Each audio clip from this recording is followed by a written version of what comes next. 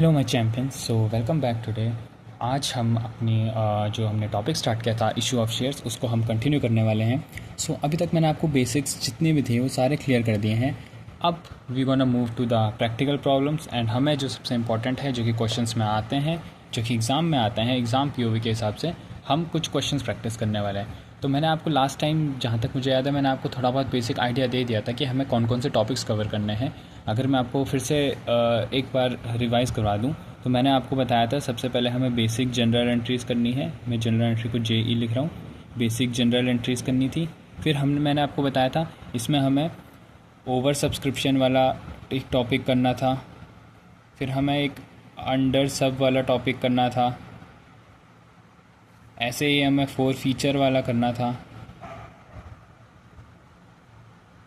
And हमें एक री इशू वाला टॉपिक भी करना था। सो बेसिक जनरल एंट्रीज़ के मैंने आपको कॉन्सेप्ट्स बता दिए थे। एंड ये जितने भी बाकी के टॉपिक हैं वो सभी इस टॉपिक्स पे बेस्ड है, बेसिक जनरल एंट्री पे बेस्ड है। इसीलिए हम क्या करने वाले हैं, इसको लेकर के क्वेश्चंस प्रैक्टिस करने वाले हैं। अगर आपने वो नहीं देखी है वीडियो, तो प्लीज़ मेक श्योर कि आप वो वीडियो देख करके आओ। देन हम मूव करेंगे प्रैक्टिकल प्रॉब्लम्स पे। अब मैंने लास्ट टाइम आपको बेसिक जनरल एंट्रीज़ के जो है जनरल एंट्रीज़ बता दी थी कि उनके लॉजिक क्या है पीछे का, एंड वो जनरल एंट्रीज़ बनी कैसी है। मैंने आपको वो चीज़ बता दी थी लास्ट वीडियो में। Now we gonna practice some questions जो कि एग्ज़ाम पीओवी से इतने इंपॉर्टेंट नहीं है, लेकिन आगे के टॉपिक्स को समझने के लिए बहुत ज़रूरी है। तो हमें एक बेसिक, हम ऐसा स्टेज करते जाएंगे क्वेश्चंस का कि हम बेसिक क्वेश्चंस करते रहेंगे, सो दैट कि हमारा जो है एंड में जा कर के कॉन्सेप्ट स्ट्रॉन्ग हो जाए। सबसे पहले मैं आपके लिए क्वेश्चन लेकर के आऊँ, तो आई मेक श्योर कि मैं आपको बताऊं कि क्वेश्चन को रीड भी कैसे करना है। ये तो सबसे बेसिक क्वेश्चन है, इसमें कुछ नहीं करना। इसमें क्या हो रहा है, सिंपली मैं आपको ये क्वेश्चन इसलिए बताना चाहता हूँ क्योंकि इसमें लमसम में अमाउंट रिसीव हो गया है। मैंने लास्ट टाइम आपको जब बताया था, तो जो शेयर का पैसा होता है वो कैसे फॉर्म, किस फॉर्म में आता है, एप्लीकेशन की फॉर्म में आता है, फिर अलॉटमेंट की फॉर्म में आता है, एंड लास्ट में कॉल्स की फॉर्म में आता है। बट इसमें क्या हो रहा है, लमसम में अमाउंट रिसीव हो रहा है। तो लमसम के केस में क्या एंट्री बनती है, उस चीज़ को समझाने के लिए मैंने ये क्वेश्चन पिक किया है। तो सबसे पहले मैं आपको बताता हूँ ये क्वेश्चन क्या कह रहा है। Money plus company issued 2,50,000 equity shares of 10 each. तो हमारे पहली लाइन में सबसे इंपॉर्टेंट इन्फॉर्मेशन क्या है कि मनी प्लस कंपनी ने इशू करे हैं शेयर्स। इशूड कितने हैं, 2.5 lakh equity shares, and price क्या है 10 each to the public. All amounts have been received in lump sum pass journal entries. अब ये क्या कह रहा है कि लमसम में अमाउंट रिसीव हो गया हमें, तो हमें क्या करनी है, जनरल एंट्री पास करनी है। तो ऐसे क्वेश्चंस के लिए मैंने आपको सबसे पहले, याद है लास्ट टाइम बताया था कि अगर ऐसा होता है तो सबसे पहली जनरल एंट्रीज क्या होती है। सबसे पहली जनरल एंट्री होती है इसकी bank account debit to, last time मैंने आपको क्या बताया था, शेयर एप्लीकेशन अकाउंट। लेकिन इस केस में क्या हो रहा है, लमसम अमाउंट रिसीव हो रहा है। तो इस टाइम पे सारा पैसा कंपनी एक साथ मंगा लिया, यानी इसके बाद इन शेयर्स के ऊपर ना तो अलॉटमेंट होगी, ना ही इनके ऊपर कॉल्स करेगी कंपनी। तो इसका मतलब इसी स्टेज पे, एप्लीकेशन वाले स्टेज पे ही सारा पैसा कंपनी क्या कर रही है, रेस कर रही है। तो इसलिए यहाँ पे सिर्फ एप्लीकेशन नहीं आता है, इस टाइम पे यहाँ पे आ जाता है to share application and allotment account. मेरी आदत है मैं शॉर्ट फॉर्म में लिखता हूँ, सो आप ये गलती मत करना, आप प्रॉपर अमाउंट लिख करके ना। अब 2,50,000 शेयर्स हैं एंड 10 रुपीज़ का एच शेयर है, तो हमें टोटल कितने आएंगे इसमें, 25 लाख।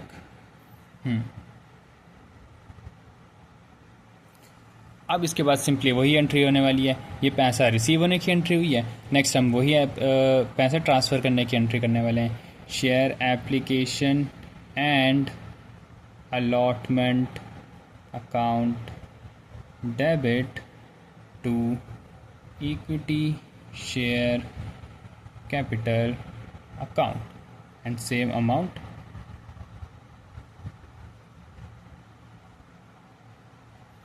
सिंपली आपको अगर नरेशन लिखनी है तो आप लिख सकते हैं। नरेशन में आपको सिंपली ये लिखना है, being the application and allotment money received, इसमें आ जाता है रिसीव्ड, एंड इस वाली एंट्री में आ जाता है, इस वाली एंट्री के लिए narration, being the application and allotment money transfer to the capital account. So आपने सिंपली डिफरेंस देखा क्या था। लास्ट टाइम हम क्या कर रहे थे, एप्लीकेशन वाली एंट्री अलग कर रहे थे एंड अलॉटमेंट वाली एंट्री अलग कर रहे थे। लेकिन इस केस में क्या हुआ था, क्योंकि जस्ट बिकॉज हमें यहाँ पे लमसम दे रखा था, इसलिए लमसम के केस में application and allotment account word use कर देते हैं, और यहाँ पे भी एप्लीकेशन एंड अलॉटमेंट अकाउंट्स की सिर्फ 2 एंट्रीज होती हैं। अब मैं आपको लेकर के चलता हूँ एक मोर अच्छे से क्वेश्चन पे, जो कि एक प्रॉपर फुल फ्लेज क्वेश्चन है एंड एग्ज़ाम में भी आपको यही क्वेश्चन मिलता है। इस क्वेश्चन को ये क्वेश्चन लाइक बेसिक था, बट ये वाला क्वेश्चन जो है, ये वाला क्वेश्चन के ही फॉर्म में बाकी सारे क्वेश्चंस भी आपको मिलेंगे, बस इन्फॉर्मेशन थोड़ी ज़्यादा आ जाएगी, क्योंकि जैसे जैसे हम टॉपिक्स एक्स्ट्रा पढ़ेंगे वो एक्स्ट्रा टॉपिक से एक एक पॉइंट डालना शुरू कर देते हैं क्वेश्चंस में, to make it more hard. But hard नहीं होता, बस लैंग्वेज का फ़र्क होता है, आप किस तरीके से समझ पाते हो क्वेश्चंस को, वो चीज़ होती है। अब इस क्वेश्चन को सबसे पहले पढ़ते हैं। ये क्वेश्चन क्या कहता है, Marigold limited was registered with a authorised capital of 3 lakh. Authorise capital, maximum amount of capital, जो जिसके साथ कंपनी रजिस्टर होती है, यानी कि इनकॉर्पोरेट होती है, कितनी है, 3 लाख। तो कंपनी की ऑथराइज कैपिटल क्या है, 3 lakh, divided into 3000 shares of 100 each. अब अगर ये 100 ईच नहीं दिया होता और सिर्फ ये दिया होता कि डिवाइड इनटू 3000 शेयर्स, तो तब मैं आपसे अगर पूछता कि आप आइडेंटिफाई कर सकते हो कि एक शेयर का प्राइस कितना है, आप आइडेंटिफाई कर सकते थे।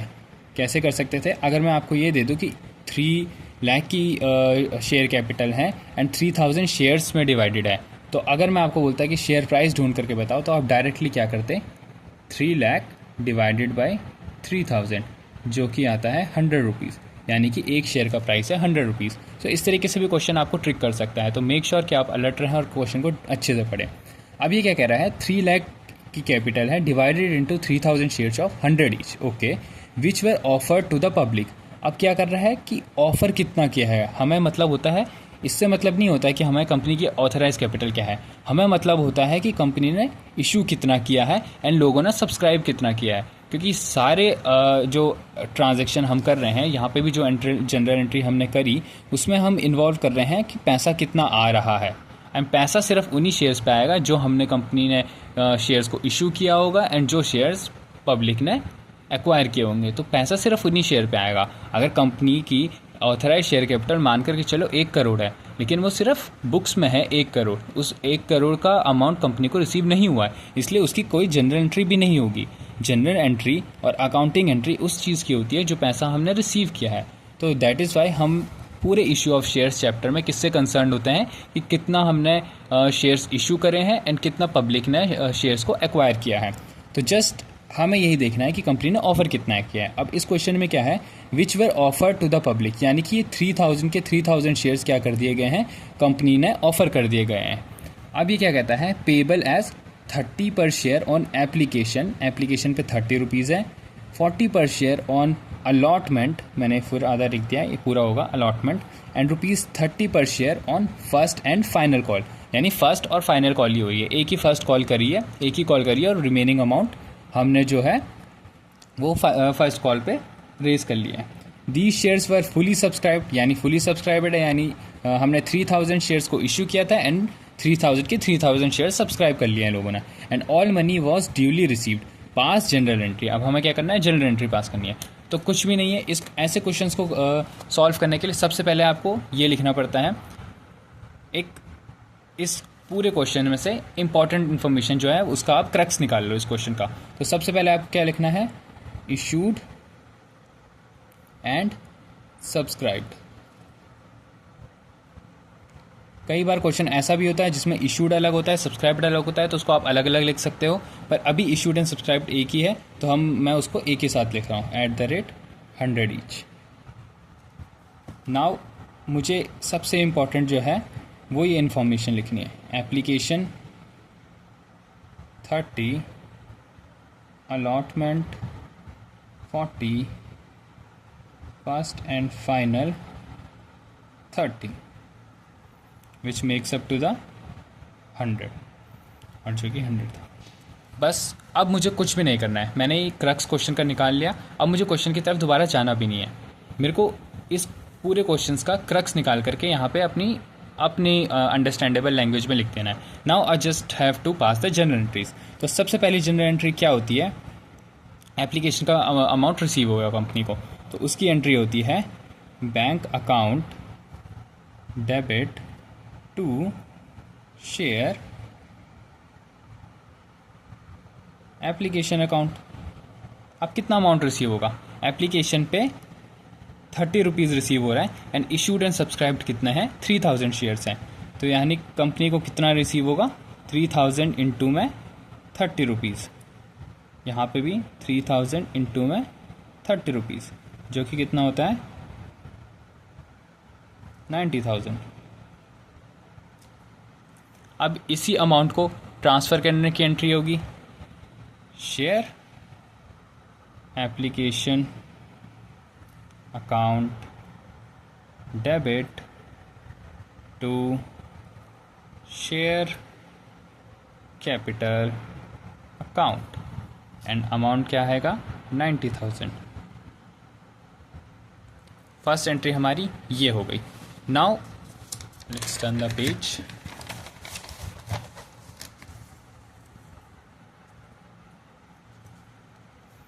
सेकेंड एंट्री किसकी होती है? अलॉटमेंट की एंट्री होती है। लेकिन अलॉटमेंट का अमाउंट हमें तब तक रिसीव नहीं होता है जब तक कि कंपनी उसको ड्यू नहीं करती है। यानी कंपनी ने अगर आस्क ही नहीं किया है तो फिर हम जो पर्सन जिन्होंने अप्लाई किया है वो अलॉटमेंट का मनी कैसे देंगे? तो इसीलिए कंपनी सबसे पहले क्या करती है? ड्यू करती है। तो यानी share allotment account debit to share capital account and amount क्या था? अगर आपको याद हो तो 3000 शेयर्स इंटू में 40 रुपीज़, यानी 1,20,000। 1,20,000। यहाँ पे अब इसमें एंट्री क्या आएगी? ये शेयर अलॉटमेंट का अमाउंट रिसीव होगा कंपनी को। Bank account debit to share allotment account 1,20,000। 1,20,000। Now हमारी थर्ड एंट्री किस चीज़ की होगी? मैं इसको थर्ड एंट्री इसलिए बोल रहा हूँ बिकॉज मैं इन एंट्रीज़ को कंबाइन करके चल रहा हूँ कि सबसे पहले अलॉटमेंट अमाउंट ड्यू करा and then allotment amount receive हुआ। सिमिलरली पिछली एंट्रीज़ में एप्लीकेशन अमाउंट रिसीव हुआ, देन एप्लीकेशन अमाउंट को ट्रांसफ़र करा।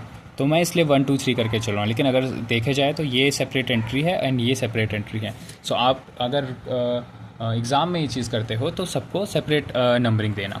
अब लास्ट हमारी एंट्री किस चीज़ की हुई थी? लास्ट एंट्री हमारी थी फर्स्ट कॉल की। तो फर्स्ट कॉल को भी सबसे पहले क्या करेंगे? ड्यू करेंगे। तो share first and final call account debit to share capital account, जो कि कितना था? 30 रुपीज़ का था।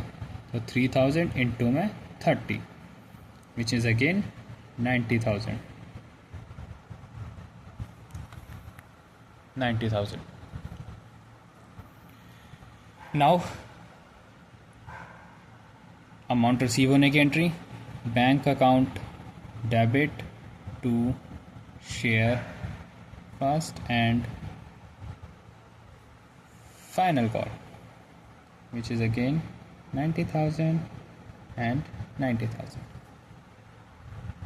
इसकी आप अमाउंट नरेशन लिख सकते हैं। नरेशन लिखना इज़ इम्पॉर्टेंट और आपके लिए एग्ज़ाम में आता है तो कंपलसरी भी है, बिकॉज अगर आप नहीं लिखोगे तो आपके नंबर एग्ज़ामिनर जो है डिडक्ट कर सकते हैं। सो यही थे 2 बेसिक्स क्वेश्चन जो मैं आपको समझाने वाला था। अब आपको मैं लेकर के चलता हूँ, फिर से एक बार ओवरव्यू दे देता हूँ मैं आपको। तो शेयर्स टॉपिक था। शेयर्स टॉपिक में बेसिक जनरल एंट्री हम कर चुके हैं।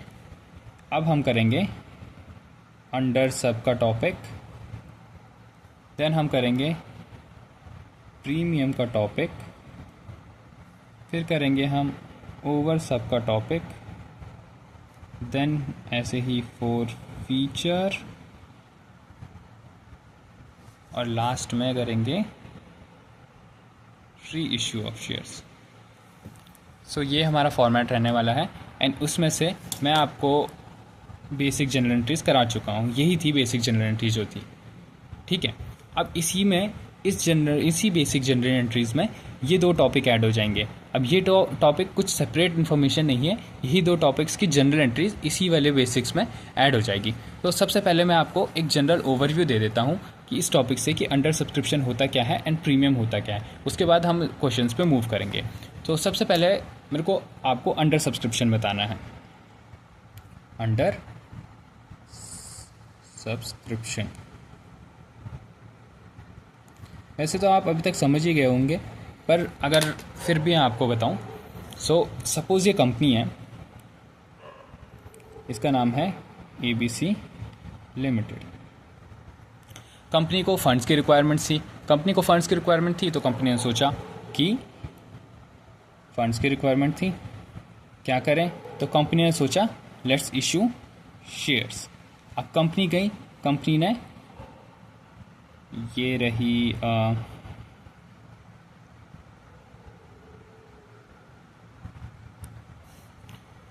मार्केट, तो कंपनी ने शेयर्स इशू कर दिए मार्केट में जाकर के। अब कंपनी ने सपोजिवली इशू करे हैं, इशूड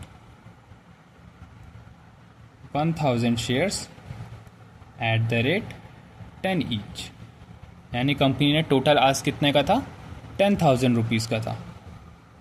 कंपनी को 10,000 रुपीज़ चाहिए थे, तभी कंपनी ने 1000 रुपीज़ इशू करे हैं, 1000 शेयर्स इशू करे हैं, माई बैड, 10 ईच के। अब मार्केट से किसी पर्सनस को इनके शेयर्स का प्रॉस्पेक्टस पड़ा होगा, मतलब कंपनी ने जो भी प्लान दिखाया होगा, लोगों को एडवर्टाइज़ किया होगा कि दैट हम इस पर्पज़ के लिए ले रहे हैं, वो सब अंडरस्टैंड करने के बाद मार्केट की तरफ से कंपनी को रिस्पॉन्स आता है। मार्केट तरफ से कंपनी को रिस्पॉन्स होता है, बहुत सारे लोग अप्लाई करते हैं एंड टोटल वो जो पर्सनस अप्लाई करते हैं सपोजिवली वो करते हैं 9,000 people at the rate 10 each. So इसे ही बोलते हैं अंडर सब्सक्रिप्शन का केस। अब इस केस में आप एग्जैक्टली हुआ क्या है, आप अगर इसको आइडेंटिफाई करें ठीक से, तो कंपनी ने इशू करे थे 1000 shares at the rate 10 each and people, कितने पीपल जो थे वो इंटरेस्टेड थे, वो थे 9,000 पीपल। यानी जो ये गैप है, आई मीन सॉरी 900, मैंने 10,000 का अमाउंट ले लिया। 1000 शेयर्स इशू करे थे एंड जितने लोग थे जिन्होंने शेयर्स को सब्सक्राइब करने के लिए एप्लीकेशन भेजी, वो थे 900 शेयर्स के लिए। इसको ऐसे मान करके चलो, 900 पीपल नहीं थे, 900 शेयर्स थे। यानी एप्लीकेशन कंपनी के पास कितने आई, 900 शेयर्स की आई। बिकॉज ऐसा होता है ना, एक पर्सन 1 से ज़्यादा शेयर्स के लिए अप्लाई करता है, तो ऐसा नहीं है कि एक पर्सन ने एक ही शेयर के लिए अप्लाई किया। अगर एक पर्सन ने एक ही शेयर के लिए अप्लाई किया है तब तो 900 पीपल कह सकते हैं, लेकिन ऐसा भी हो सकता है कि एक पर्सन ने एक से ज़्यादा शेयर्स के लिए अप्लाई किया हो, तो that's why I am saying कि टोटल एप्लीकेशन जो आई वो आई 900 शेयर्स के लिए। तो 1000 शेयर्स में एंड 900 शेयर्स में जो ये 100 शेयर्स का गैप है, इसी गैप को कहते हैं अंडर सब्सक्रिप्शन।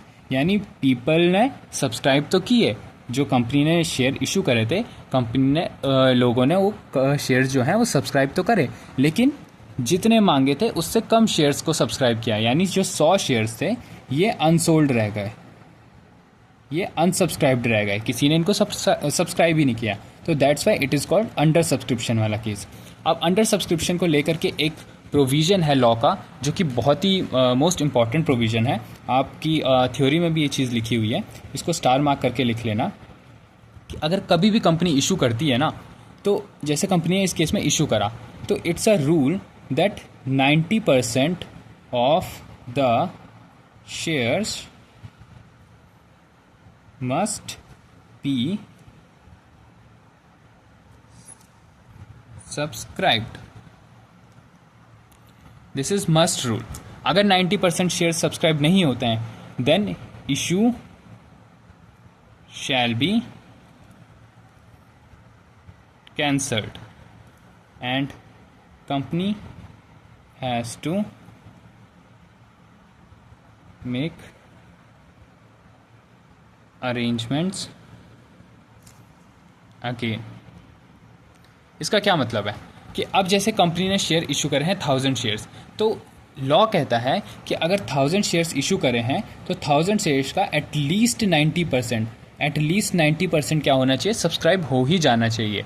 अगर 90% सब्सक्राइब नहीं हुआ है, यानी 90% से कम शेयर जो हैं सब्सक्राइब हुए हैं, तो कंपनी का जो ये इशू है इसको कैंसिल मान दिया जाएगा, ये पूरे इशू को कैंसिल कर दिया जाएगा। एंड कंपनी को फिर से अरेंजमेंट्स करने पड़ेंगे, यानी कंपनी को फिर से मार्केट में जाना पड़ेगा, फिर से एडवर्टाइज करना पड़ेगा एंड फिर से लोगों को इंड्यूस करना पड़ेगा कि हाँ करके हमारे शेयर्स खरीदो।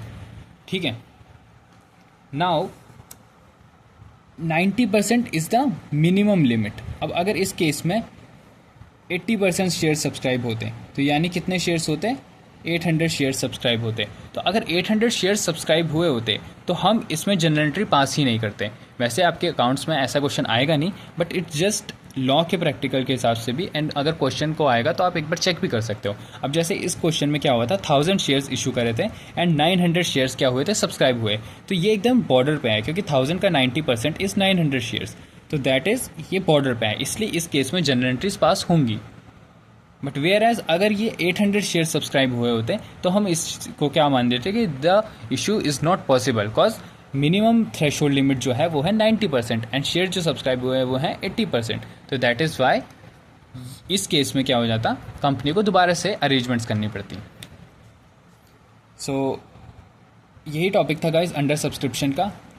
अंडर सब्सक्रिप्शन टॉपिक जो था मैंने आपको इसका एक बेसिक ओवरव्यू दे दिया है। अब नेक्स्ट लेक्चर में हम इसके ऊपर एक प्रैक्टिकल क्वेश्चन करेंगे एंड मेक श्योर करेंगे कि प्रीमियम वाला टॉपिक का भी मैं आपको इंट्रोडक्शन दे करके इसके ऊपर एक क्वेश्चन करा दूँ। तो ये 2 टॉपिक भी कंप्लीट हो जाएंगे, देन हमारा बस ये 3 टॉपिक बचेंगे। एंड मोस्ट प्रॉब्ली मुझे ऐसा लगता है कि इनके लिए एक एक वीडियो लगेगी, बिकॉज यही सबसे ज़्यादा इंपॉर्टेंट एंड डिफ़िकल्ट टॉपिक्स हैं इस चैप्टर के। एंड आई गेस अगर एग्जामिनर को पेपर हार्ड बनाना होगा तो वो उसमें ओवर सब्सक्रिप्शन तो इज़ मिनिमम, ओवर सब्सक्रिप्शन का केस वो हर क्वेश्चन में डालेगा। अगर उसको हार्ड करना होगा तो वो 4 फीचर एंड री इशू भी डाल देगा। एंड द हार्डेस्ट क्वेश्चन जो बनता है वो बनता है premium, over subscription, 4 feature and re issue, ये वाला केस। अब ऑब्वियस ही बात है, आपको पता है under subscription and over subscription एक ही बारी में आ नहीं सकता, या तो कंपनी ने ज़्यादा शेयर, चलो ठीक है ओवर सब्सक्रिप्शन वाला अभी टॉपिक रह देते हैं, इसको मैं आपको और डिटेल में नेक्स्ट लेक्चर में कराऊंगा जब मुझे करवाना होगा। सो मेक श्योर कि गाइज आप कमेंट्स करें एंड मुझे बताएं कि मैं क्या इम्प्रूव कर सकता हूँ, and I will make sure कि मैं आपकी जो रिक्वायरमेंट्स है उस पर खड़ा उतरूँ। Thank you guys for watching this video.